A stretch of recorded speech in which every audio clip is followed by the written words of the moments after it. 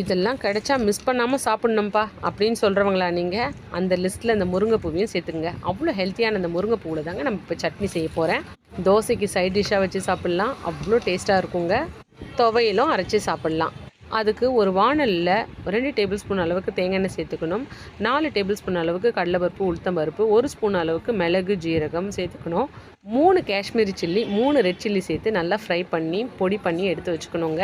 அதே வாணலில் 2 table spoon அளவுக்கு தேங்காய் எண்ணெய் சேர்த்துக்கிட்டு 2 பெரிய பூண்டை உரித்து, முழு பூண்டை உரித்து சேர்த்துக்கணுங்க. ஒரு பெரிய துண்டு அளவுக்கு இஞ்சை நல்லா அந்த எண்ணெயிலே ரோஸ்ட் பண்ணிவிட்டு 2 பெரிய சைஸ் வெங்காயம், 2 பெரிய சைஸ் தக்காளி சேர்த்துக்கணும். 1 கொத்து கருவேப்பிலை சேர்த்துக்கணுங்க.